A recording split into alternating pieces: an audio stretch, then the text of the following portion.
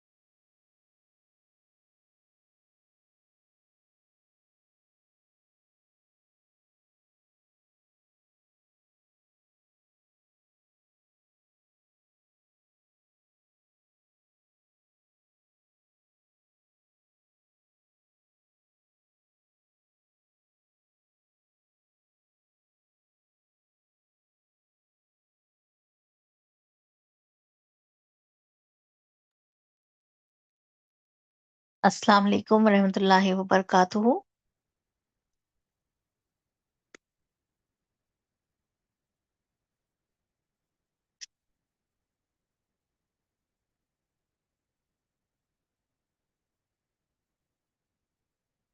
Yes, Amir and Waleed, are you here? Asma? Yes, I'm here. Yeah, okay. Well, let's start our lesson, inshallah.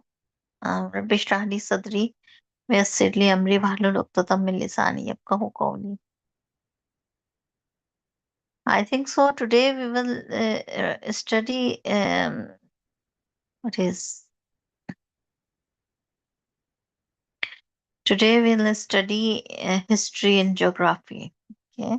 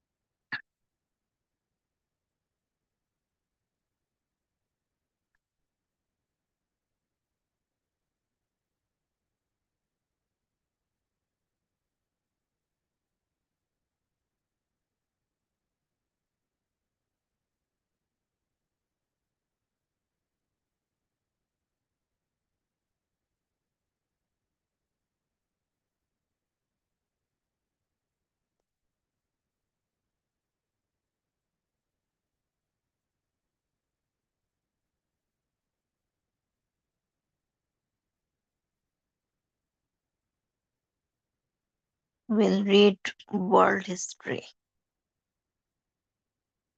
So we can read interaction and diffusion.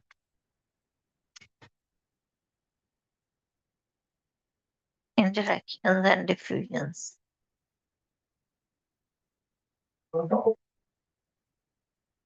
Mongol Empire, Muslim Gunpowder Empire. This one, Muslim Gunpowder Empire.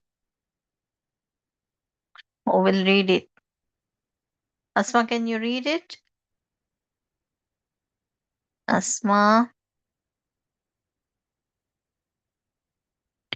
can you read it? Asma, are you in the class? Sorry, I'm like probably. Asma, can you read it? Yeah, okay. I'm gonna. Huh? This isn't the lesson. This is just student learning objectives. Yeah, his history lesson. It's okay. You can read the objectives. Okay. All right. At the end of this section, If you want to skip, then setting the stages of Anatolia. setting the stage in Anatolia, pre-11th century. Anatolia, linking Asia and Europe, has a long and distinguished record as a center of civilization. From one of the world's first towns, Çatalhöyük, and though the successive periods of the Hittites and Trojans, Lonials and Lydians, Romans and Byzantines, from the region acquires its present identity and name as Turkey, more recently with the arrival of Turkish tribes to confront the Byzantine Empire in the 11th century AD. Byzantines and Turks. The what to say? In 1604, the Seljuk Turks under the Sultan Alp Arslan invade Armenia for many centuries of a disputed frontier region between the Byzantine Empire and neighbors to the east. Alp Arslan follows his success here with an attack on Georgia in 1068. These attacks on the aggression prompt a response from the Byzantine Empire. Romanius IV Diogenes. The armies meet in 1071 in Manzikert near Lake Van. The battle, a resounding victory for the Seljuks, Sel- Sel- Sel- Seljuks, is a So, turning point in Seljuk. the story of the Byzantine Empire. Within a few weeks, there are Turkish tribes in many parts of Anatolia. Some of them are bitter enemies of the Seljuks, but the Seljuks are now the main power in this borderland between Islam and Christianity. Okay. Seljuks and the Sultanate of Rome.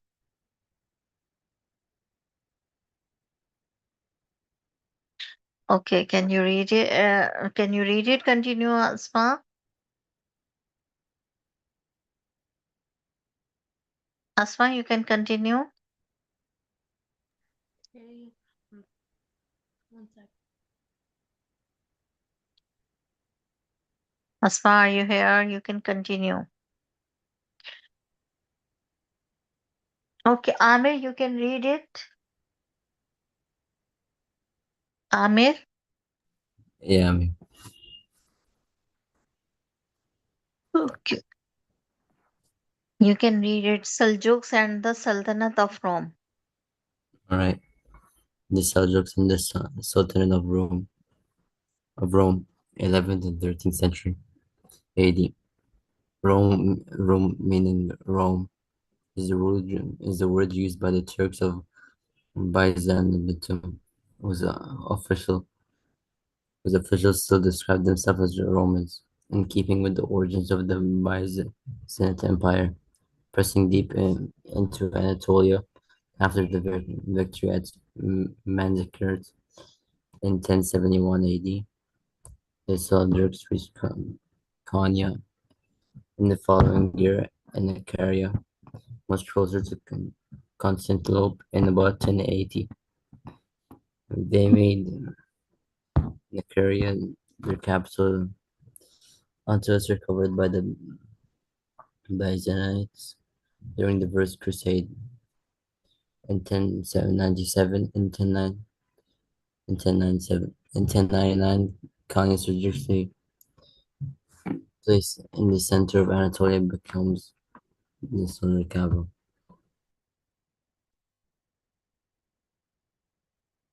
Okay, okay.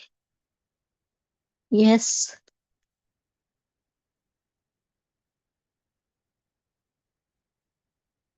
you can continue reading. And now I'll skip.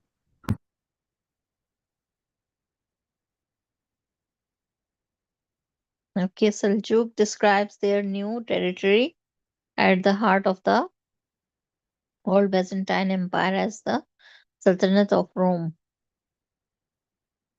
Throughout the 12th and 13th century, Anatolia is the uh, turmoil, turmoil Turkish tribe fight among themselves. The Byzantine try to recover their land.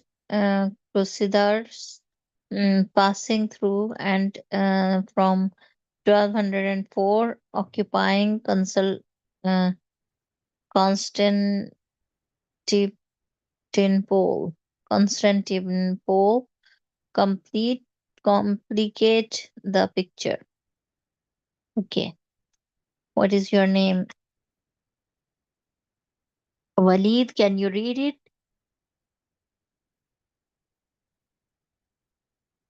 Walid, can you read it from here? Yeah, Yeah, like the starting. but the new, But the new and overriding feature is that wait, like your screen is so small for me. How do I make it bigger? small, screen is small. Yeah, how do I like? Okay, yeah, that is good. Wait, zoom up. Just a minute. Okay. Yes, you can Where continue. Progress is first slow. progress is at first slow. The Ottoman horsemen lack the equipment to take forfeit. How do you say that one? Byzantine. Byzantine, Byzantine towns. Instead, they plunder the surrounding countryside, effectively strangling their victims into submission. Bursa, the first important Byzant- Byzantine, Byzantine stronghold to the west, falls to them in 1326, the year of Osman's death.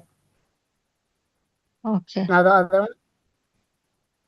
After the fall of After the fall of Bursa, the Ottoman advance quickness.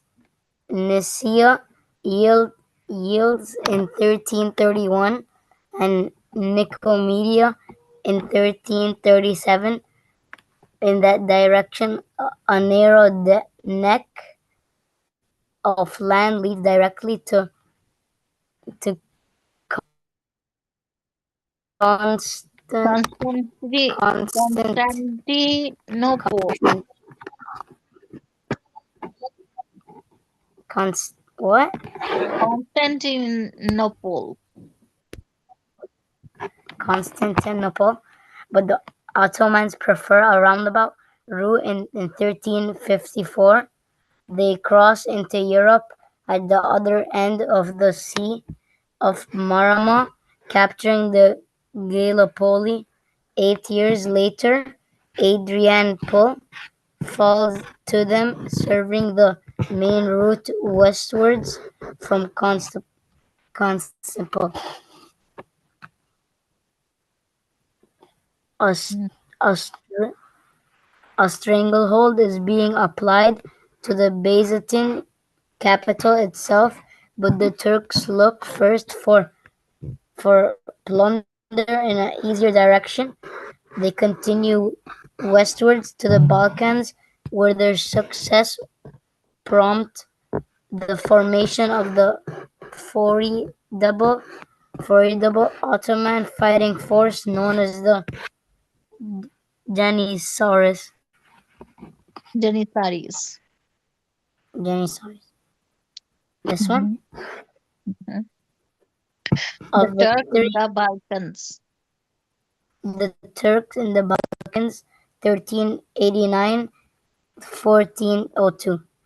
A victory at Kosovo in 1389 brings Serbia under Ottoman control as a vassal state.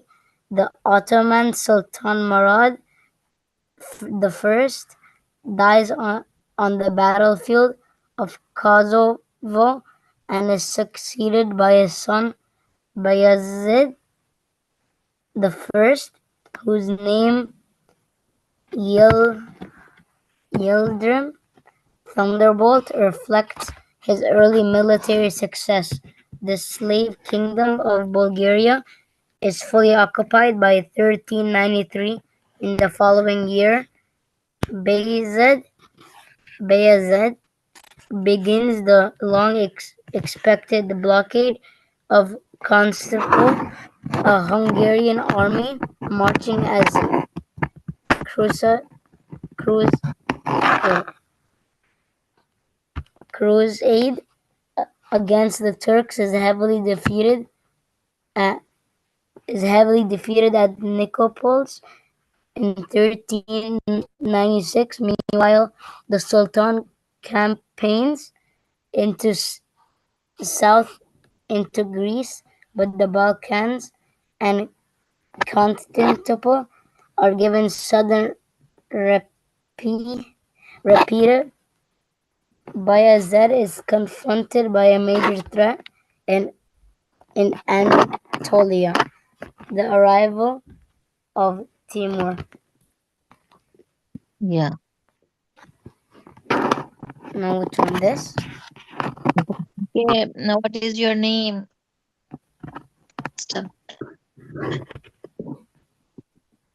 What makes you here? Are there other students as well? Imran. So where is Sumaya and Ilyas? Ilyas and Sumaya are not in the class.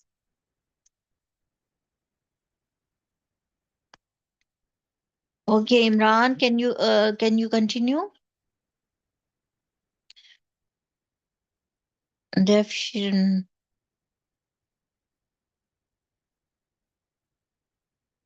Mm. Yes, Imran, you can continue.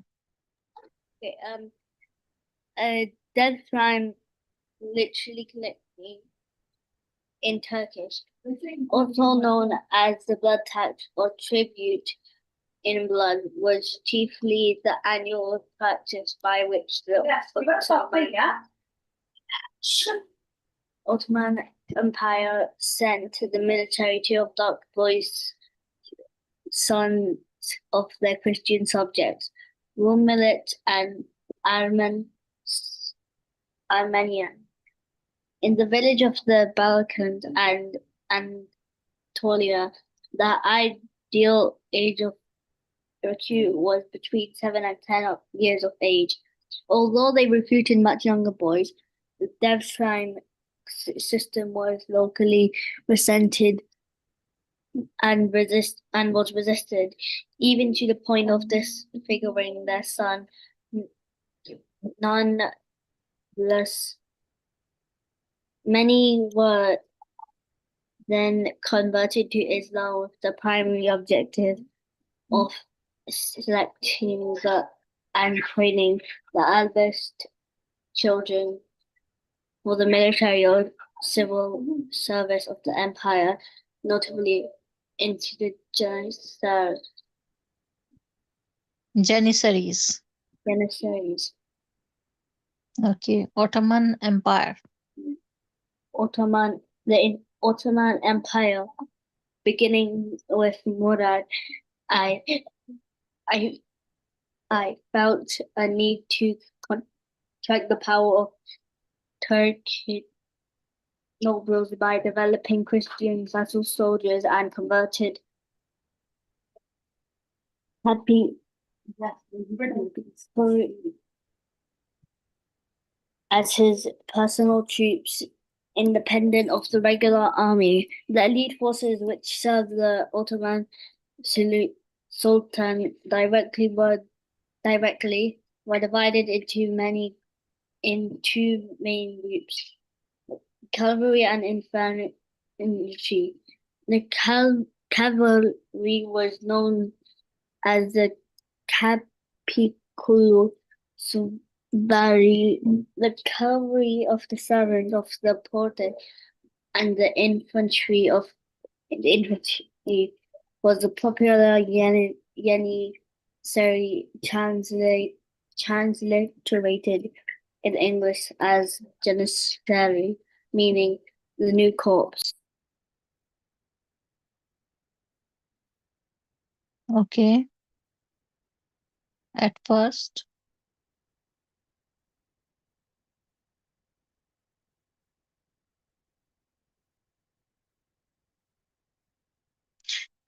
the soldiers to serve in these corps were selected from the slaves captured during warfare. However, the system commonly known as uh, Diffshrim was soon adopted in this system.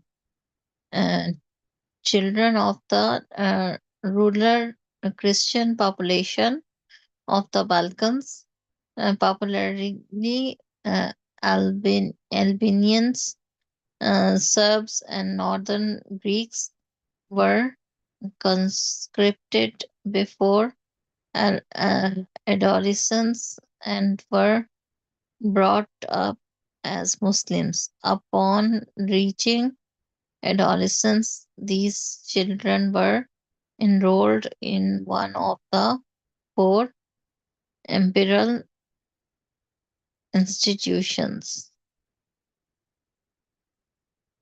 Okay, what is your name?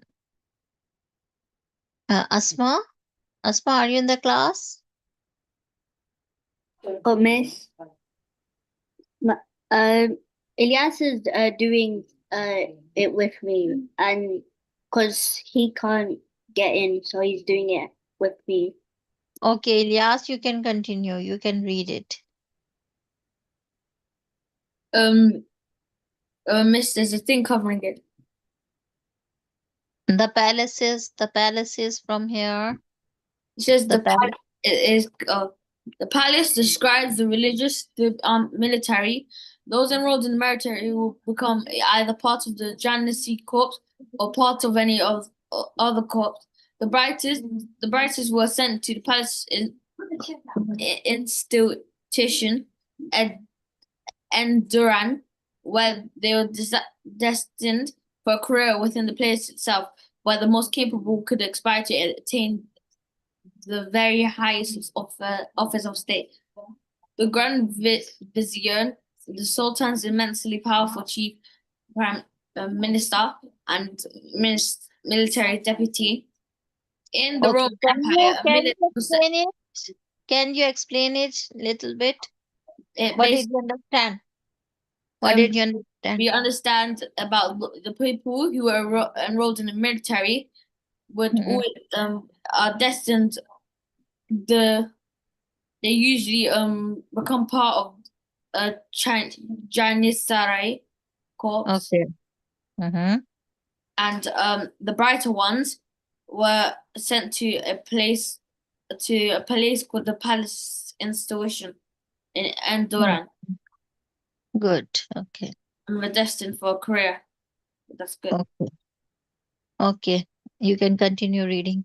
In the Ottoman Empire, millet was a separate legal court pertaining to personal law. Under with the confessional community, a great group abiding by the laws of Muslim Sharia, Christian canon law, or Jewish halakha, was allowed to rule itself under its own system. People were bound to the millet by the religious affiliation or their confessor communities rather than the ethnic origins. According to the millet concept, the head of a millet most often the religious hierarchy, such as Greek Orthodox Patriarch of Constantinople, or in the earlier times the Patriarch of the East, reported directly to the Ottoman Sultan. The militia had a great deal of power.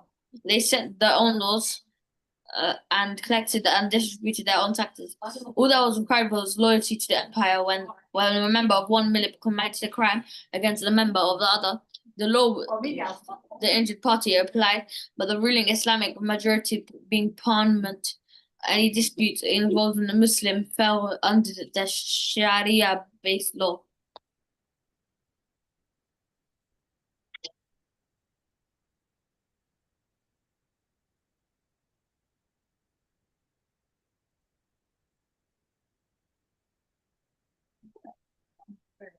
Okay. Chagatai Turk, Temur and Chagatai Turk, 14th century. Okay. Asma, can you read it? Asma? Yep.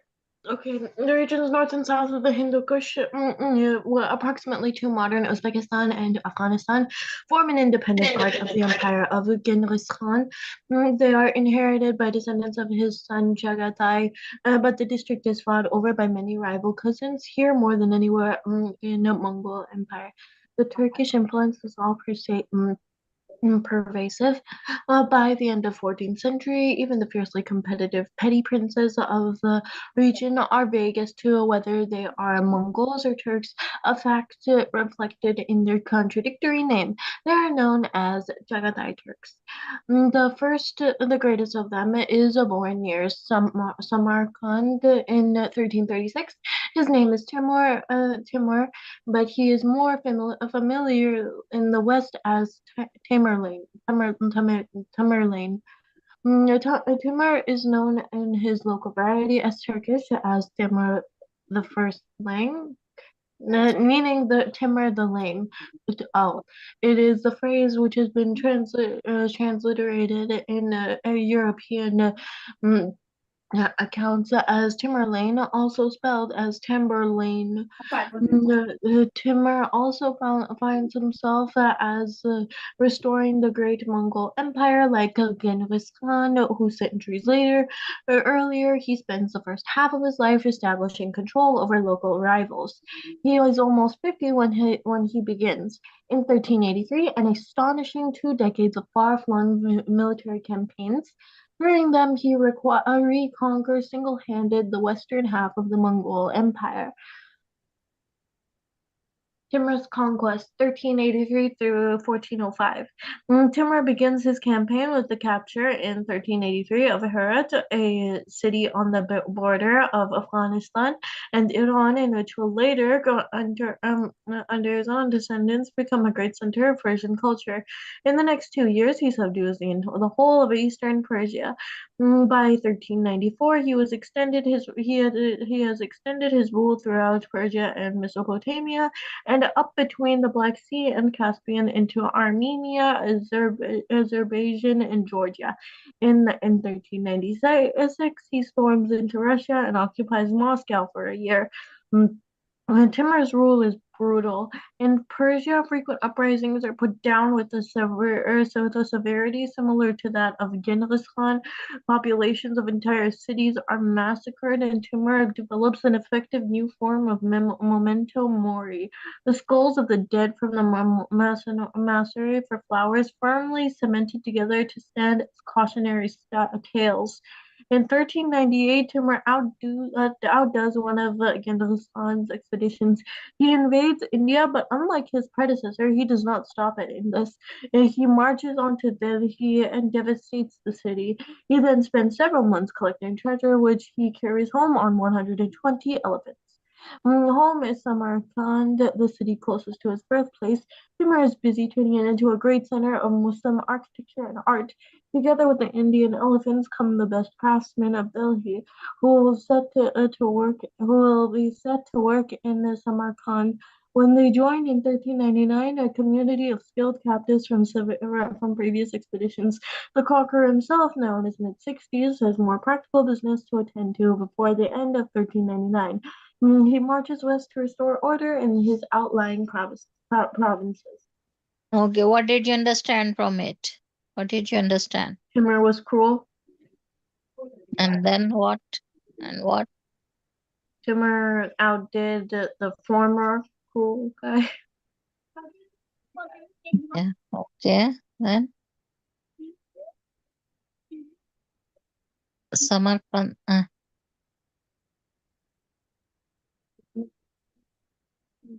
Delhi who will send what in Samarkand?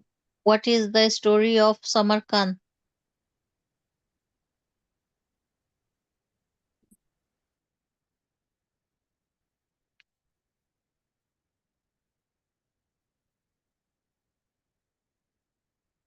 Samarkand is the name of the place which is in India and Pakistan. It was in Barasagir.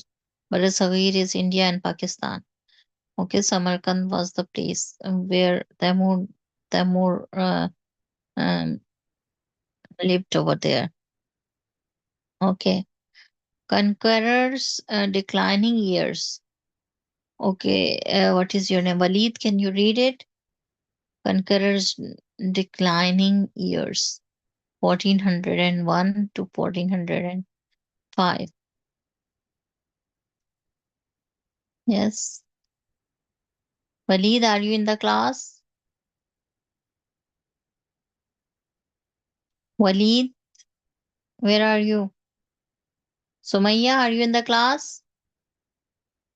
Sumaya, Miss, she's sick.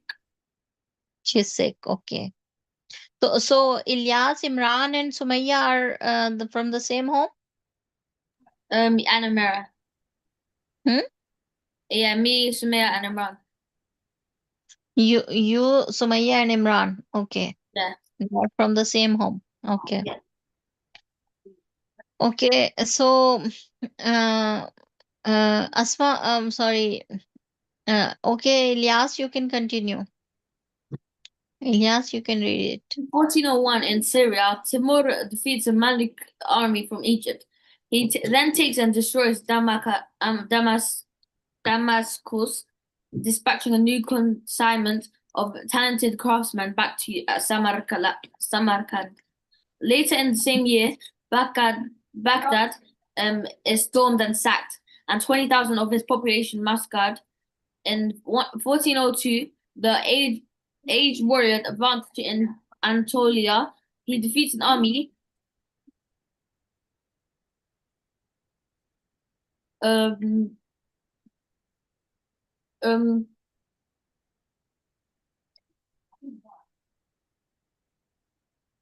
Of he defeats, Osman Turks near and uh, by 1401. Ankara.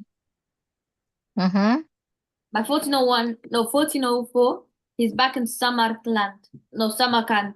But even now, 2 years short of 70, he's not ready to settle. He has set his sights on an even more ambitious project. Later in 1404, Timur rides east to invade China. He gets no further than Chimeng before he falls ill in January of 1405 and dies.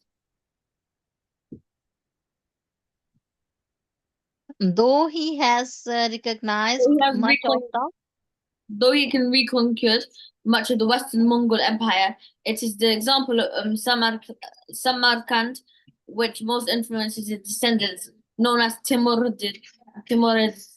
His domed mass, um, his domed mausoleum, the Gur Amir, decorated with blue Samarkand tiles, begins the tradition of Muslim buildings developed at Herat and Isfahan. A century later, as inherited interest in art bring superb results at the court of a family descended from both Timur and Genghis Khan, the Mongol emperors of India, whose name perpetuates the memory of the Mongol dynasty. Mhm.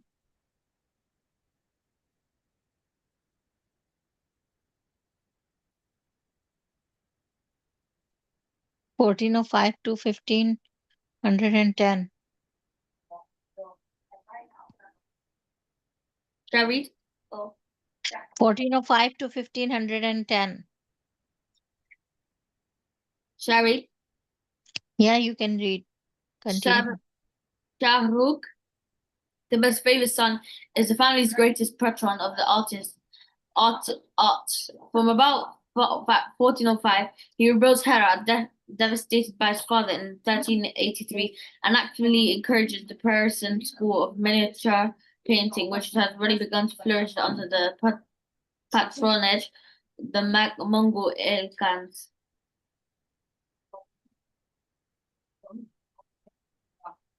With some difficulty, Shahrak maintained control over the empire conquered by his father in Central Asia and Persia. In subsequent generations, the descendants of Timur fight constantly among themselves over their shared inheritance, weaken their joint defense against their enemies. But Herat remains the center of Timurid civilization until it falls in 1510 to the founder of the new Safavid dynasty.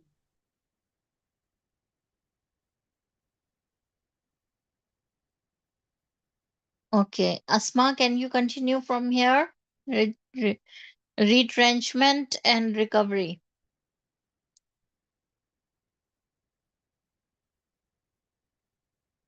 Asma, can you continue?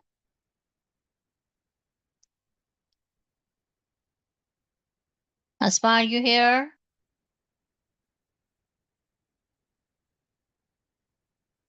Yes. Okay, continue from here. Retrenchment and recovery. The Ottoman domain shrinks drastically after Bayezid's defeat and capture by Timur in 1402. The many small emirs of Turkey reassert their independence, as do the Balkan states.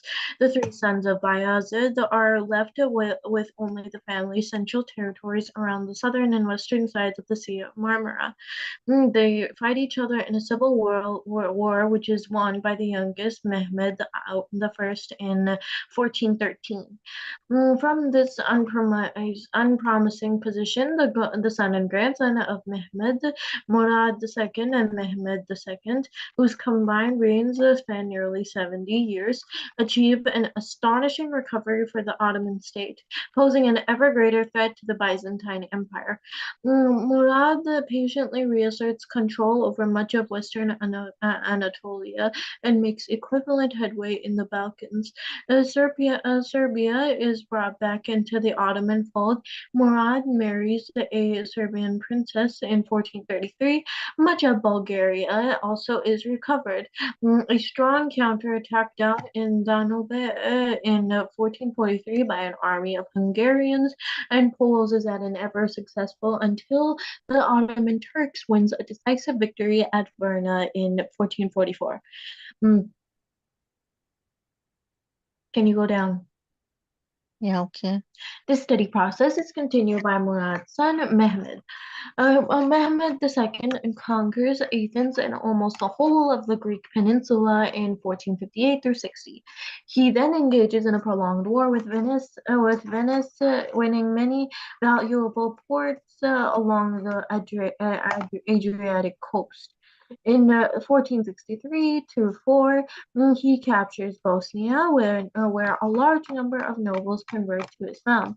Unlike neighboring Serbia, which remains largely Greek to Orthodox, a distinction with resonance in more recent history. By the time of Mehmed's death in 1481, Anatolia has also been recovered. Even regions north of the Black Sea are vassal states.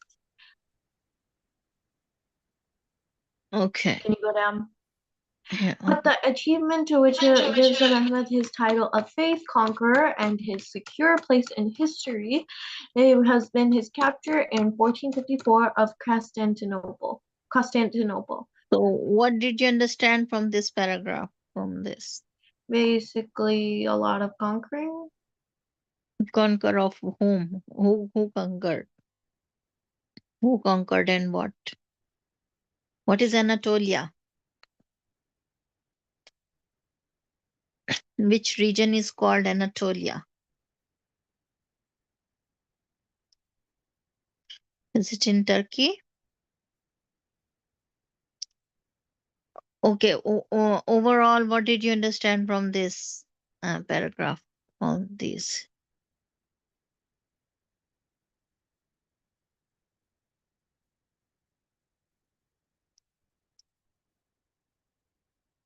Yes. What did you understand? That the Muslim Empire spread from different regions, especially the Turkish people.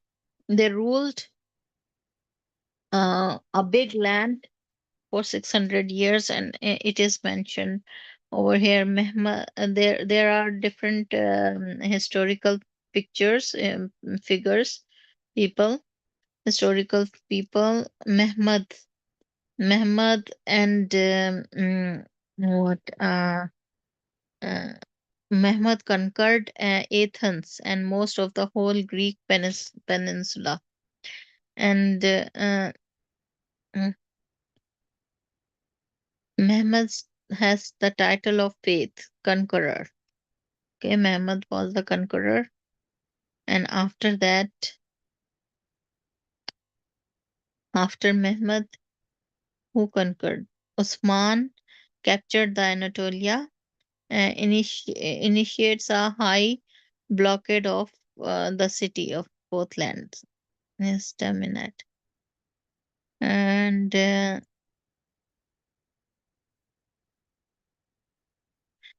Santa Sofia. What is Santa Sofia?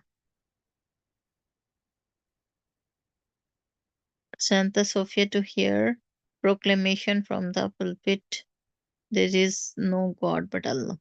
This is Santa Sofia from Santa Sofia, and Muhammad is the prophet. Greek uh, Greek church for many centuries, most magnificent. Santa Sophia is the Greek church from where the sound of Allahu Akbar came for the first time. Okay. All right. So, Imran, you can continue from here. Suleiman the Magnificent. Suleiman the Magnificent developed the power of the Ottomans to its greatest extent. He captured Belgrade, subjugated Hungary, besieged Vienna 1529, and conquered parts of North Africa during the 16th century. The Ottoman fleet made them masters of the Mediterranean. The conquered territories were divided into military fiefs. The Sultan began the practice of exacting an annual tribute of Christian children to provide a loyal corps of fellow soldiers. The Janissary, as the new troops were called, soon became the terror of Europe. But the very strength of the Turkish military organization led to internal weakness. The slave army, numbering up to 100,000 men, became a state within 100,000 men became a state within a state. To protect themselves from the palace troops, the reigning sultan confined his brother to celibacy in walled gardens. As a result, when later sultans were succeeded by a brother, the fledgling ruler was ignorant of his responsibility.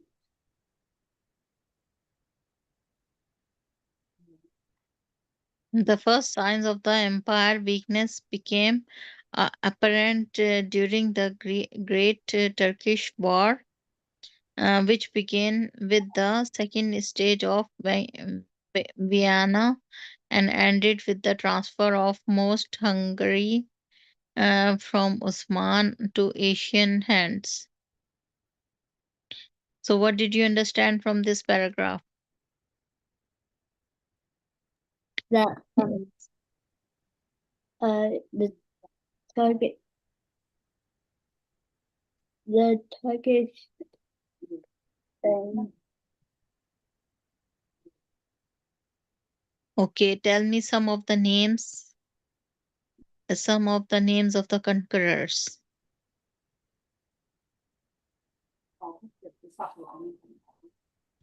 Tell me some of the names of the conquerors which we have studied.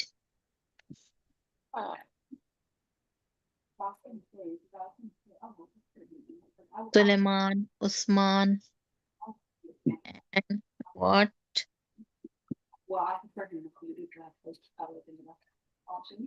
And other than that,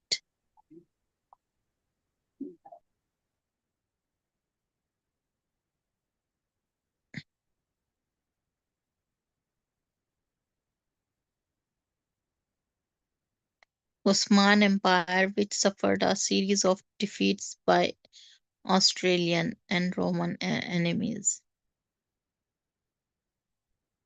Okay. European great powers. Another. Britain and France had an interest to prevent the collapse of Turkish Empire because they considered it a block against the expansion of Russia and Austria into the Balkans until 1870s.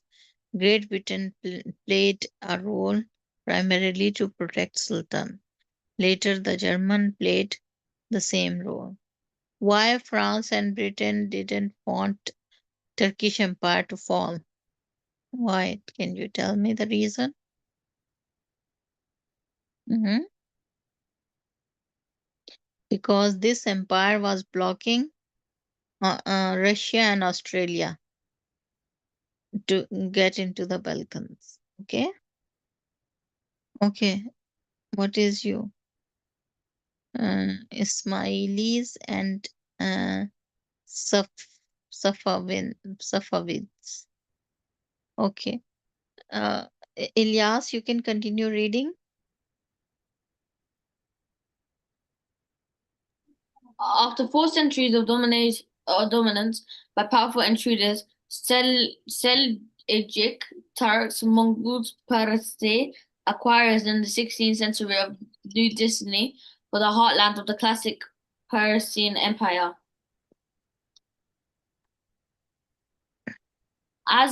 Azerbaijan was the territory of the Medes, founders of Iran First Empire. Recently, it has become the center of Sufi sect, established by the Sheikh Safi al-Din, and descendants from known from his as Safavids governed the city of Arabil as a small theocratic state in the 15th century. They developed a passion commitment to Shiite version of the Islam. The family claims descent from the 12 Shia imams. See the Shias. The characteristics of Iran in the late 20th century has their root in Azerbaijan 500 years ago. On the Shah, the Shah, 16th century, at the age of 14, he leads the local tribes in the capture of Tabriz, but he's enthroned in 1501. The Shah of Azerbaijan, Ismail is not alone in the teenage achievement of this kind. 4 years previously, Ismail extends his control over much of Mesopotamia and Persia. using the sheer faith as rallying cry. By the end of his region, Shiism, a minority sect within Islam, has become the faith of a majority of Persian. In this process, conversion and compulsion often go together, but a newly defined nation is about to identify its enemies as Sultans.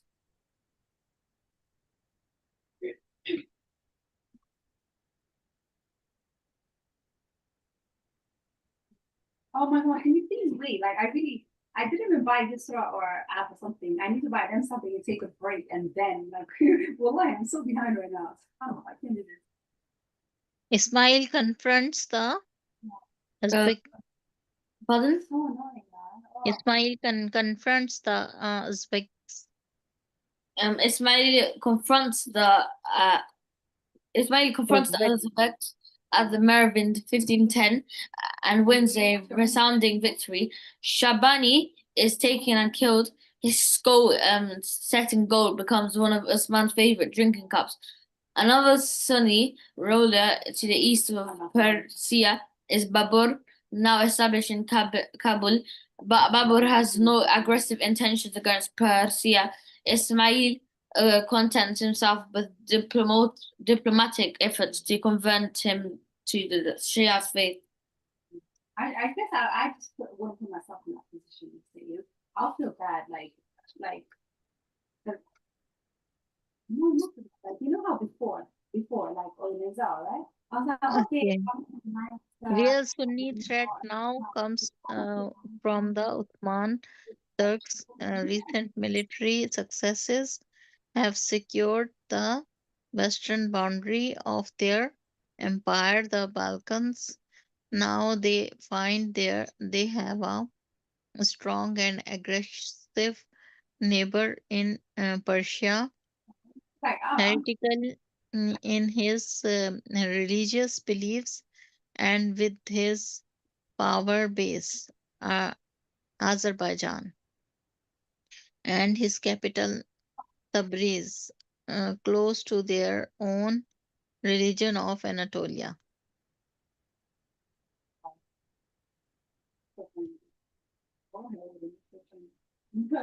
how would I even bring that? Okay.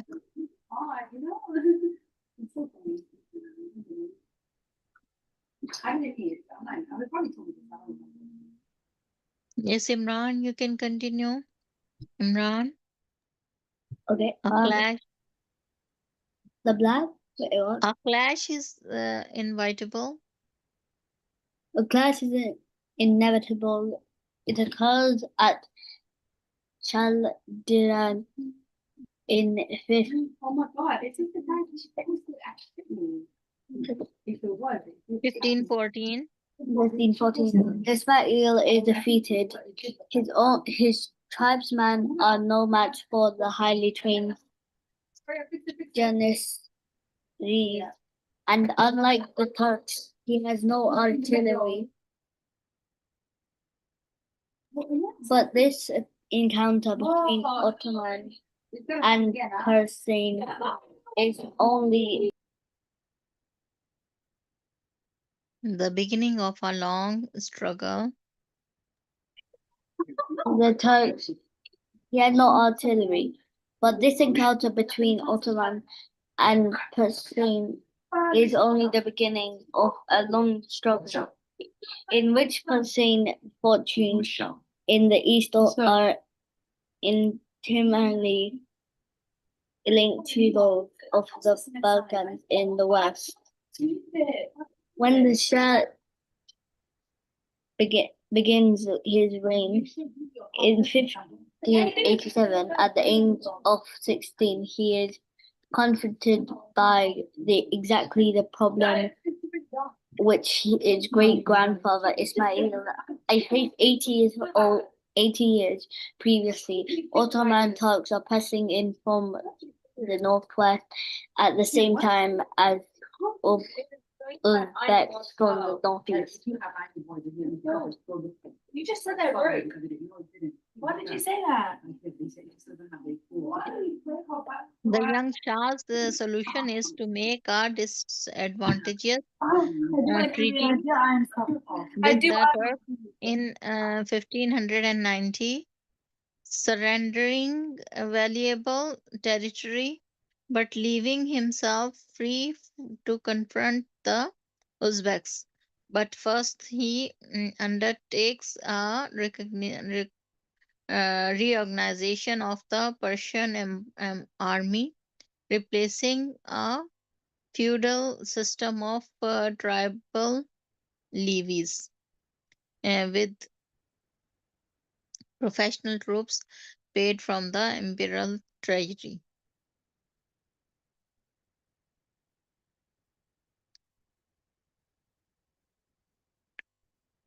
Okay.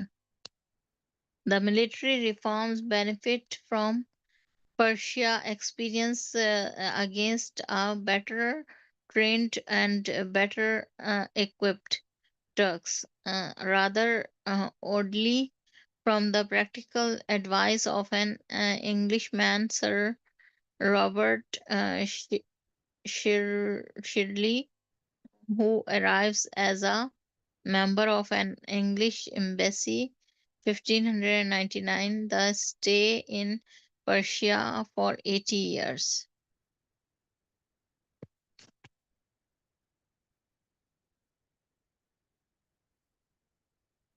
Okay, let me see how long the lesson is. The lesson is very long. We can stop here. Remember the page number. What is the page number?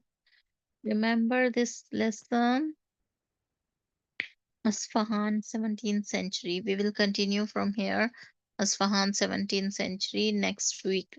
This class of history is once a week. So every Monday we will have history class. Okay? Every Monday history. Okay, so this was your lesson for today. Inshallah, I'll see you tomorrow on Yes, tomorrow. Assalamu alaikum. Assalamu alaikum warahmatullahi wabarakatuh. Assalamu Walaikum alaikum. assalam warahmatullahi wabarakatuh.